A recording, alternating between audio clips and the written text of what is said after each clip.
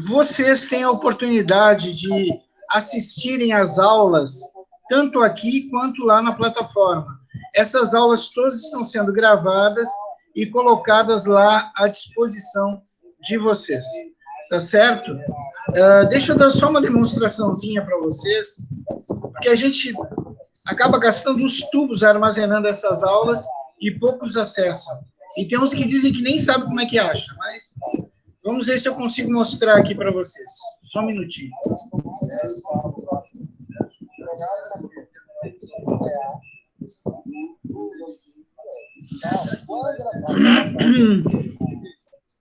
Deixa eu ver se eu consigo pegar aqui. Vou pegar aqui o meu slide mesmo, mas vou sair dele. Deixa eu ver se eu consigo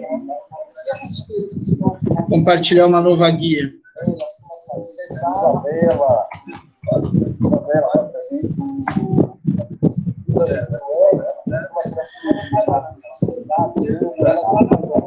Pessoal do terceiro, vocês estão vendo a tela da plataforma? A tela está preta, Luciano. Acho que você tem que clicar.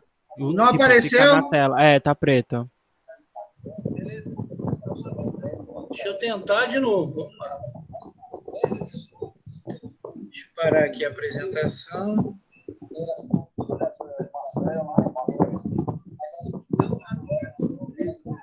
Luciano, dá para escutar a voz de Dante.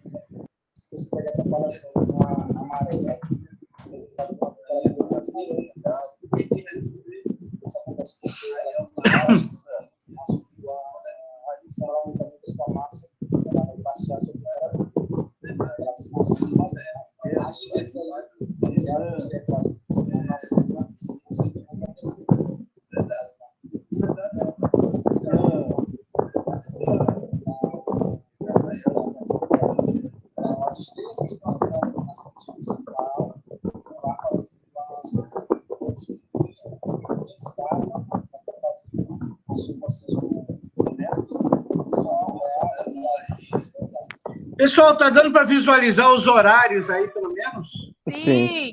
Sim. Deixa eu ver se eu consigo. E agora, tá dando para visualizar a tela de menu? Tá sim, seu Luciano. Tá? Então, presta atenção no seguinte, gente. Quando vocês entram aqui na plataforma, entrou na plataforma, existe uma coisa que se chama aulas anteriores. Ah, por que não é aulas de hoje? Porque aulas de hoje é a videoconferência que tu tá assistindo. Mas se tu quiser reassistir uma aula que já passou, tu vem em aulas anteriores. Aí, quando clicar em aulas anteriores, tu põe a tua senha. Escolhe a tua série e põe a data de ontem, que foi 7, eu acho, né? Quais as disciplinas que houveram ontem? Deixa eu ver. Ontem teve geografia, não teve? Teve, né? Teve sim. Então, quero assistir a aula de geografia de ontem. Pronto. Aí, ó, aparece aqui, assistir a videoaula. A videoaula é exatamente a aula que tu assistiu. Tu pode ver quantas vezes tu quiser. Isso fica à disposição de vocês. A nossa escola é uma das poucas que está atuando nas duas frentes, videoconferência e, ao mesmo tempo, videoaula. Então, tu pode assistir a tua aula. Se tu não compreendeu alguma coisa, tu pode entrar aqui e reassistir quantas vezes tu quiser a mesma aula que o professor deu pela manhã, tá? Tem aula já do dia 6, do dia 7, do dia 5. Ah, sim. No caso, é por isso que está sendo gravada, né, Luciano? Aí, ó. Luciano. Peraí que eu tô indo, calma. Deixa eu sair daqui. Eu vou sair daqui. É por isso que está sendo gravada, né? Aqui no Meet.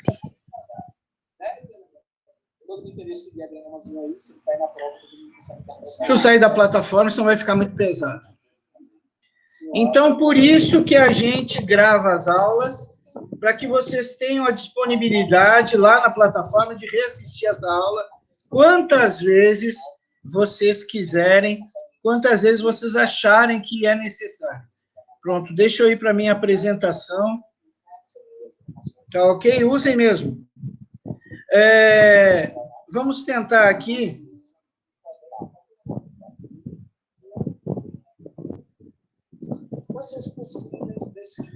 Pessoal, vocês estão vendo aí o slide? Ele está aparecendo? Sim, estamos vendo sim, seu Luciano. Ótimo. Nós vamos falar hoje sobre o cubismo. O cubismo que exerceu grande influência, como eu falei para vocês, ele exerce grande influência no surrealismo e no modernismo, que vocês devem estudar aí no terceiro ano, dentro de literatura. Uma coisa que nós temos que compreender sobre a arte moderna e contemporânea é que ela se opõe ao conhecimento linear. O que é conhecimento linear, gente? O conhecimento linear é aquele que não precisa de raciocínio. Eu vou dar um exemplo para vocês. Vocês lembram ainda de Era Napoleônica? Alguém lembra ainda? Sim, eu lembro pouco. Mas tudo bem. Vamos lá, então. Código Civil Napoleônico, eu lembro, seu Luciano. Olha aí, ó, esse é o cara. Olha, presta atenção nisso. Eu vou falar uma coisa para vocês, eu vou perguntar de um jeito, depois eu vou perguntar de outro jeito, tu vai dizer que tu nunca viu aquilo. Quer ver? Presta atenção. Durante a segunda fase da Era Napoleônica, chamada Império, as nações europeias que obtinham ou que funcionavam pelo velho regime é o absolutismo, viram no sistema de império napoleônico uma ameaça. Não uma ameaça bélica, mas uma ameaça que representava a mudança do sistema monárquico. Por quê? Porque o sistema monárquico de Napoleão era regido por Napoleão, que nem era nobre, e a economia do sistema monárquico de Napoleão era burguesa. Então, se eu perguntasse numa prova para ti, uma pergunta linear, por que os reis absolutistas temiam o sistema monárquico de Napoleão? Tu, pensando linearmente, responderia: porque Napoleão não era nobre, e para ser rei tinha que ser nobre, e porque o sistema econômico era burguês. Observa agora como eu vou fazer a mesma pergunta e tu não vai relacionar com a resposta. Presta atenção. Por que o sistema monárquico de Napoleão ofendia o principal sentido e a principal característica da sociedade medieval? É a mesma pergunta, gente. Porque Napoleão não era nobre e rompia com o sistema de mobilidade social. É a mesma coisa. Mas se o teu conhecimento é linear, tu sempre vai procurar a pergunta que tu já viu para conseguir colocar a resposta que tu já sabe. Se mudar qualquer coisa na pergunta, tu não entende. Tu acha que nunca viu aquilo. Então, por que é assim? Porque existe uma parte do nosso cérebro que trabalha com uma coisa que se chama abstracionismo lógico. E isso que faz tu relacionar o conhecimento com qualquer tipo de pergunta. Ou seja, eu te pergunto uma coisa e o teu cérebro procura dentro do teu conhecimento algo que se encaixe naquilo.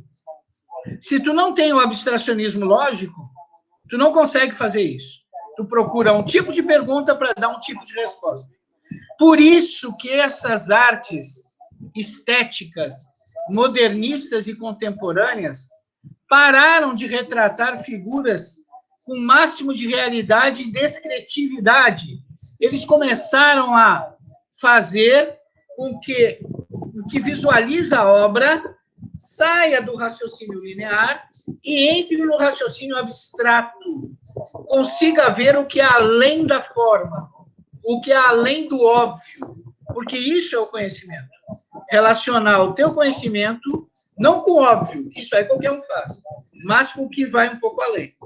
Então, observa aqui, ó, o cubismo é exatamente isso. Olha aí. O movimento cubista, ele é exatamente isso.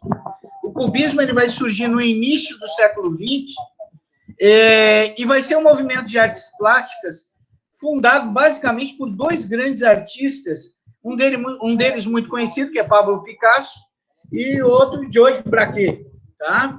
O cubismo tem esse nome, cubismo, não é que os caras só desenhavam cubos. Ele tem esse nome porque ele tratava a natureza, através de formas e figuras geométricas. Então, ele acreditava que ele podia representar qualquer coisa através de formas e figuras geométricas e colocando tudo isso no mesmo plano, sem ângulos. Deixa eu tentar explicar isso de outra forma. Imagina tu pegar uma imagem tridimensional e esmagá-la de tal ponto que ela fique unidimensional, que tu consiga ver todos os ângulos e todos os lados e formas da figura.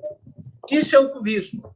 O cubismo, ele transforma qualquer figura tridimensional em figura unidimensional, achatando ela de tal forma que tu consiga ver todos os ângulos dessa figura de uma única vez. Tá?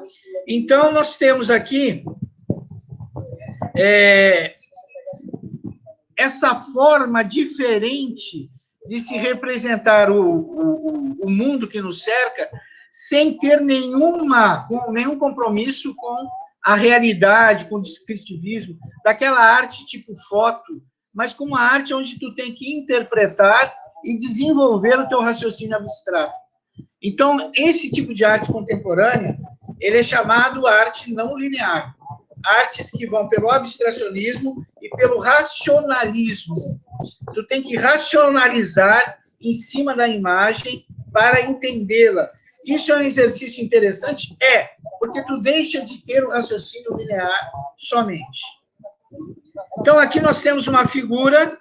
Essa figura, ela representa uma montanha, um rio, né? E também existe ali, se vocês observarem, um muro e uma pessoa próxima do muro. Mas como é que tu consegue ver tudo isso? Basta tu olhar a figura com atenção e vocês vão ver que existe um rio aí. Me diga uma coisa, vocês estão vendo a parte azul aqui, ó? Onde está passando o mouse? Sim. É o nosso rio. Olha a formação rochosa aqui atrás. Está vendo aqui, ó? Formação rochosa. Observa essa parte da figura. Não existem os ladrilhos aqui, os quadradinhos, ó, como se fosse um muro. E aqui tu tem uma figura, tu distingue um braço, uma cabeça e a formação de um tronco, usando uma espécie de bata, né? Isso tudo está aqui. Com o raciocínio linear, tu vai dizer, não vejo nada disso. Com o raciocínio abstrato, que é fundamental para a lógica, tu começa a ver isso. Tá ok? Pessoal, se um dia tu fores agente da CIA, da KGB, ou do Serviço Nacional de Inteligência aqui no Brasil, eles vão te dar aula de arte de abstracionismo para desenvolver o teu raciocínio abstrato. Porque somente assim tu desenvolve uma coisa que se chama racionalismo e consegue um poder dedutivo. Até mesmo no exército, nas forças armadas, o pessoal de elite, não é só ser musculoso e dar tiro, tem que ser inteligente. Eles também passam por programas de reconhecimento abstracional. É exatamente isso que as artes cubista, abstracionista e surrealista buscam. Ver aonde os outros não conseguem enxergar nada, né? E desenvolver o raciocínio lógico em cima não só do que se vê, que é o linear, mas em cima da evidência. Qual é a evidência? Isso aqui, é claro, que é uma rocha, olha só. Olha isso aqui. Olha como isso aqui é um rio. Né? Então, é fundamental esse tipo de arte, que eles desenvolvem uma percepção que antes as artes não se preocupavam em discorrer. Vamos aqui para o nosso outro slide. O cubismo tem seu início... O cubismo tem seu início com uma obra de Pablo Picasso, essa obra que vocês estão vendo aqui, que são as Mademoiselles de L'Avignon. Mademoiselles de L'Avignon eram... Como é que eu vou dizer isso, meu Jesus? Era um brega, aqui no Nordeste chama de brega, né? Onde tem aquelas moças que trabalham de uma maneira mais... de contato. Né? Seresta. Então, as Mademoiselles de L'Avignon são isso. Era um brega que o nosso amigo Pablo Picasso frequentava, e ele desenhou essas pessoas. Observe como ele não se preocupa com a realidade, com o descritivismo, Observe como tudo parece que está tendendo ao unidimensionalismo, né? Não existe perspectiva, não existe aprofundamento, é tudo unidimensional. Ok? Vamos avançar mais um pouquinho. As características do cubismo. As características do cubismo. Vamos tentar ver algumas aqui, as mais importantes. Geometrização das formas e volumes.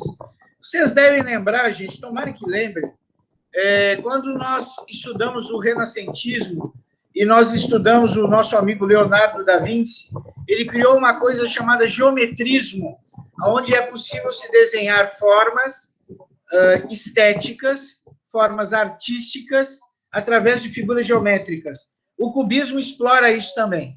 Ele faz a geometrização de forma e de volume. Tá? Então, esse sentido de utilizar a geometrização, formas geométricas, nos princípios estéticos artísticos. Tá?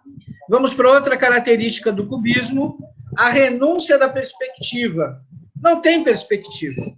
O que é perspectiva? Aprofundamento. Foi algo que também foi inventado lá no Renascimento. As figuras do cubismo, elas são chapadas. Parece que foram esmagadas contra a tela. Não tem profundidade, não se preocupa com isso. Então, geometrismo, renúncia da perspectiva, mais uma característica do cubismo. E agora o sistema de cores. O surrealismo usava as cores quentes, cores vibrantes. Já o cubismo, ele usa as cores mais austeras, o branco, o negro, o cinza, o ocre e o castanho. Por quê? Porque ele não quer te dar a ideia de movimento. Ele quer uma figura estática para que tu possa observá-la e possa deduzir o que existe naquela figura. Se tiver muitas cores, dá uma ideia de movimento. E daí o movimento vai te chamar mais atenção que a forma. Então, nós vimos 3 características do cubismo. Não tem perspectiva, usa geometrização e usa cores austeras também, porque ele não quer dar ideia de movimento, ele quer que o observador se concentre na forma. Os principais artistas do cubismo. Claro, não poderíamos deixar de falar, Pablo Picasso é o maior expoente cubista, o mais conhecido, né? Mas não existe só Pablo Picasso nessa história. Nós temos também Georges Braque, né? E é um famoso artista cubista também. Inclusive, eu quero que vocês me ajudem aqui nessa gravura. Essa gravura, ela representa uma sala de concerto, onde existem vários instrumentos, onde existe também elementos de uma sala e onde existe um artista. Aí a minha pergunta para vocês é o seguinte: que instrumento vocês conseguem ver aí? Um violão. Olá, gente. Que instrumento vocês conseguem visualizar? Um violão. Ou Um violino. violino, é. E uma trombeta. Não, é esqueci o aquele nome. negócio grande. Que instrumento vocês conseguem visualizar aí? É tipo um violão, só que aquele grande. Violino. É, sim. Não é nada. Não, instrumento violinão de pequeno. corda. Tem um Violino é violino pequeno. aqui. Quem é que falou violino? Eu, Jean. Jean, muito bem. Tem um violino aqui. Eu quero que um de vocês me ache aí e me diga onde que está um violoncelo. O violoncelo é como se fosse um violino maior. Quem é que consegue visualizá-lo? Eu falei. Fica na- É aquele na parecendo esquerda. violão, só que é grande. É grande, está aqui ele, quer ver? Ó, vocês Então, conseguem ver a esquerda ponteira do embaixo. mouse? Sim, esse sim, mesmo, sim. esse mesmo. Olha, É aí mesmo que eu tava agora vendo. eu quero que um de vocês me diga aonde está o abajur. Tem um Ao abajur aí. lado- Onde é que ele está? Ao lado do quê? Está do lado do violoncelo. Gente, vocês vão dar para a gente secreto E desse jeito no Enem vai ser ruim, porque lá é tudo contextualizado e vocês têm que ter um raciocínio não linear, relacionar o que sabe com o que pergunta. Tem que ter o raciocínio abstrato. Me diga aí, onde é que está o abajur? Acho que tá em cima do Coisa Grande. Do violão. Muito bem. Quem é que falou esse negócio aí? Eu. Olha o abajur aqui em cima do sofá, ó. Tá vendo a quina de um sofá aqui, ó? Ó. Como é que eu sei que é um sofá e não é uma mesa? Pela dobra. Aqui a dobra. Da almofada. Tá? E agora, para encerrar a nossa observação, que o tempo está acabando. Quem é que consegue me dizer onde é que está o artista? Vamos lá, gente. Valendo uma caixa de bombom. Quem é que me consegue dizer onde está o artista? KKK. Atrás da tela. Rapaz, vou comer o bombom sozinho. Eu vi o rosto dele no sofá. Onde é que está o artista, gente? No sofá. Aonde? Perto do sofá, né? Eu vi um rosto. O artista está aqui, ó a cabeça da criatura aqui, ó. Ó a mão, ó o braço aqui, ó. Tá vendo, ó? Que ódio, eu ia falar ali em cima. Aqui está o artista, o corpo dele, atrás desse quadro onde estão os instrumentos musicais. Pessoal, eu sei que muitos de vocês não vão acreditar, mas aí existem 10 instrumentos musicais. Depois, com o tempo, vocês podem procurá-los aí, tá? Ou senão, quando a gente tiver tempo, a gente volta e eu mostro para vocês. Vamos continuar aqui, que já são 11h42, pelo amor de Jesus. Vamos ver os principais artistas do cubismo. Estamos vendo, né? Já vimos o Pablo Picasso, já vimos o autor da obra anterior, que é o Georges Braque, e agora nós vamos ver esse famoso artista cubista, que é Fernand Lagarde. Essa obra que vocês estão vendo é A Mulher de Azul. Depois, aí, com o tempo, vocês vão procurar para mim duas mulheres, tem duas mulheres aí, de chapéu, sendo que uma mulher está com a mão na cintura da outra. Vocês conseguem ver isso, gente? Duas mulheres, uma mulher está com chapéu preto, outra com chapéu claro, uma usa uma blusa azul, outra usa uma blusa mais escura, uma está com uma calça branca, outra com um vestido. Vocês conseguem visualizar isso? Eu tô vendo. Tô vendo também. A de vestido é a que tá com a mão na cintura, eu acho. Mais raciocínio abstrato, lógico, tu desenvolve. Tá? Gente, vamos continuar, então. Nós vimos, então, entre os principais artistas cubistas, nós vimos Picasso, o maior de todos, vimos também o nosso amigo aqui, o Georges Lagarde, né? Georges Braque, perdão, desculpe, o Fernand Lagarde, e, por fim, nós acabamos vendo a obra, essa obra cubista, perdão, essa obra cubista do artista espanhol Juan Gris, tá? Essa obra cubista aqui, gente, é o artista olhando da janela do seu apartamento a vista que dá para um rio, dá para montanhas e ele vê o céu. Vocês têm que conseguir ver aí o quê? O céu, o rio, a montanha. Tenho também um armário de documentos, parece um guarda-roupa, mas é um armário. Tem também uma mesa, tá? Tem a capa de um disco. E vocês conseguem ver também algo que parece um abajur, mas é uma taça. Tá? Esses elementos estão todos aí, inclusive uma porta que aparece atrás desse armáriozinho. Tem uma porta branca, que deve ser que dá entrada para o outro cômodo. Tudo isso se consegue ver nessa imagem. Depois procurem encontrar esses elementos. Bom, no Brasil teve cubismo? Teve sim. O movimento cubista, ele é um dos movimentos vanguardistas europeus que influenciou por demais os nossos artistas modernistas.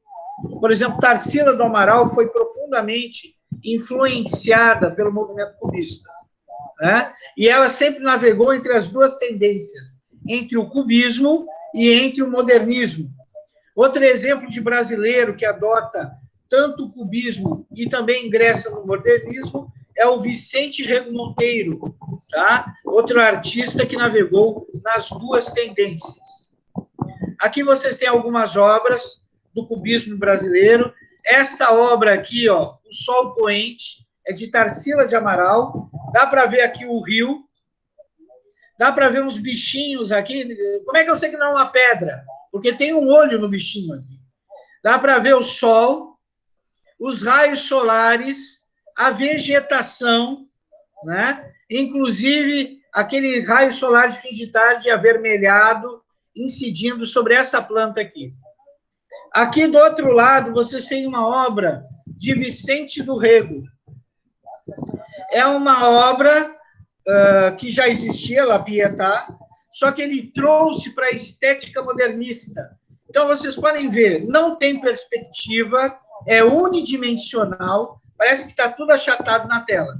Aqui está a figura de Cristo, um Cristo sem barba. La Pietà é aquele momento em que Cristo morre, tirado da cruz, e o corpo de Cristo repousa, morto, sobre o colo de Maria. Então, observa aqui. Aqui está Cristo, aqui está uma espécie de batinha que eles botavam no momento da crucificação, para o cara não ser crucificado nu, tá certo? Aqui está o véu que encobre a cabeça de Cristo, Maria representada por uma freira, e aqui Maria Madalena ajoelhada ao lado. Então, essa obra do Vicente é muito bonita e é uma versão cubista da obra La Pietà. Pessoal, em 2012 ou 2011, vocês podem dar uma olhadinha, se eu não me engano, estou ficando velho e esquecido. Aparecia um texto enorme na prova do Enem e depois perguntava que famosa obra do classicismo foi representada no cubismo nas mãos de Vicente Monteiro. Aí, La Pietà. Tá certo? Bom, continuando, nós temos as fases do cubismo. Essa é uma típica representação da primeira fase. Aqui nós temos a segunda fase e a terceira. Mas que fases são estas? Vamos estudá-las. A primeira fase é o cubismo pré-analítico ocesiano. Então, a principal característica dessa fase é a geometrização. E as cores são muito... eu não gosto de falar cores planas, mas as cores são muito pouco vibrantes, são cores básicas. O nude, como a gente chama assim hoje. Tá? A segunda fase é uma fase que se preocupa com a forma. Eles tornam a forma mais reconhecível. E como é que eles fazem isso? Através da decomposição cromática. O que é decomposição cromática? É utilizar cores para que tu reconheça o contorno de formas, decompondo as formas através de cores. Observa como as cores aqui permitem claramente que tu veja uma mão, o braço, o rosto, o cabelo. Se tu tirar essas cores, tu vai ter que fazer uma análise bem aprofundada para conseguir ver essa imagem. Mas agora, eles aprofundam a decomposição cromática para que tu reconheça mais facilmente as formas. Então, de novo, primeira fase, cubismo pré-analítico ocesiano. Ele é basicamente a geometrização. E cores básicas, nudes. Nude não é pelado, é cor básica, cor de pele, o marrom, cor de pedra, assim vai. A segunda fase, já existe uma preocupação com a forma e se salienta essa forma através da decomposição de cores. É o que nós acabamos de ver. E a terceira e última forma, aí existe uma grande preocupação com a forma. Então, eles fazem uma coisa que se chama colagem. O que é colagem? Não é colar papéis, não é nada disso. É aquela colagem que a gente vê lá no jardim de infância no primário. É colar a imagem que eu quero que se saliente mais em primeiro plano, bem no centro da tela. Aqui eu creio que vocês conseguem visualizar uma figura de um instrumento musical. Olha aqui, ó. Tá? Ele está bem no centro da tela, de propósito, para chamar a tua atenção. E esses elementos que são para chamar a atenção, eles recebem uma cor e sombras para realçá-lo. Observa aqui, ó. Essa espécie de violino ou violoncelo pintado de verde com um tom de matizes escuros, para que tu observe que tem um violino, que aqui tem um violoncelo e aqui atrás tem outro instrumento musical de corda também. Todos eles salientados na cor verde e todos eles ocupando o centro da tela.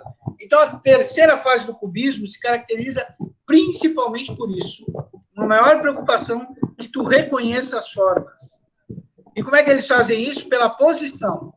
Aonde que eles colocam a forma, bem no centro da tela, para que tu a visualize. Tá certo? Bom,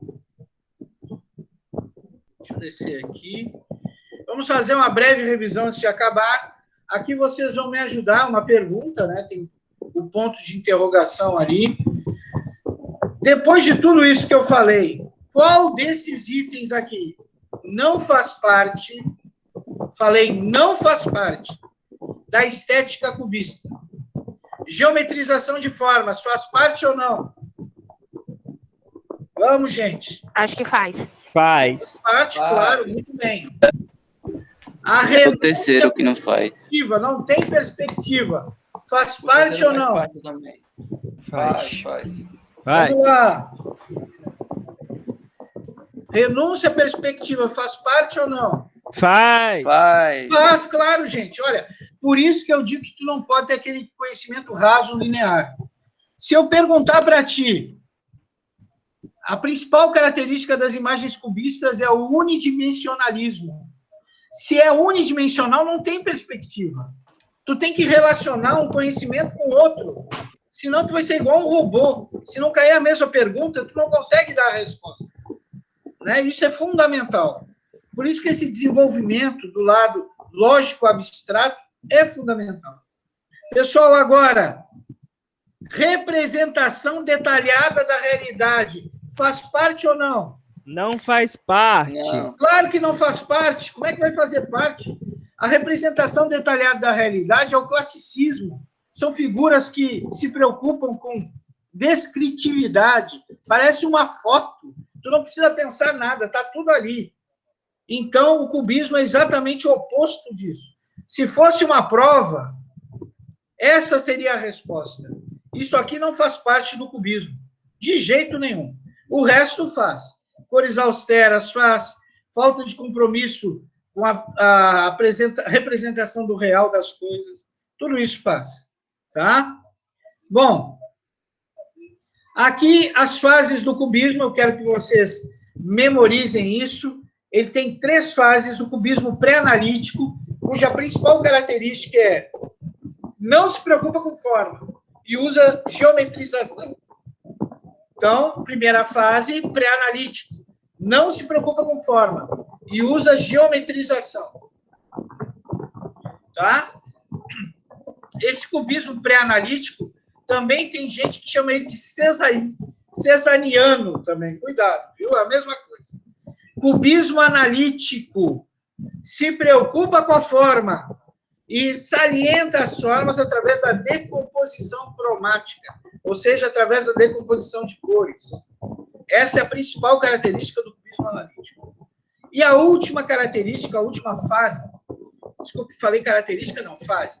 Primeira fase, cubismo pré-analítico. Segunda fase, cubismo analítico, que se preocupa com a forma, que decompõe a forma através de cores. E terceira fase, o cubismo sintético, que se preocupa com a forma através da colagem, através da posição em que essa forma é colocada. Tá ok? Vamos voltar aí para vocês. Esse negócio de apresentar só tem isso de ruim, que a gente perde o contato visual com a turma. Ok, gente? Pessoal, antes de mais nada, é um prazer vê-los sempre. Saudade de todos vocês. Espero que a gente consiga se rever presencialmente de novo. né?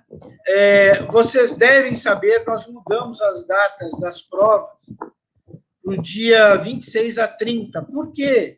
Porque essa prova seria a prova subjetiva, a prova descritiva, aquela prova que a gente escreve. E, claro, teria que ser aplicada numa aula presencial. Como dia 5/4 acabou o negócio do presencial, voltamos para o sistema virtual, então a prova foi adiada para 26 e 30, até nós acharmos um método pelo qual vocês consigam fazer uma prova subjetiva em ambiente virtual. Vamos ver o que o Conselho, o que a Federação vai nos falar sobre isso. Tá ok? Por isso que foi alterada a data. Outro informe importante, não esqueçam, caderno de atividades, prazo final, 16/4. Está mais de mês lá aquela criatura, tá? Mas não esqueçam que dia 16/4 é o prazo final, até lá tem que entregar o caderno de atividades.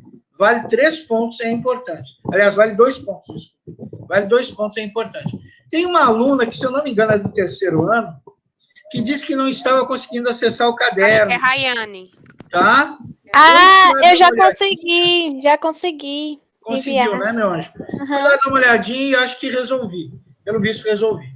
Tá bom? Gente, muito obrigado a vocês. Um bom dia, uma boa tarde e que Deus os abençoe. Qualquer dúvida, estamos aqui. Tá ok? Muito obrigado a todos. Até logo. Até. Tchau. Tchau. Tchau.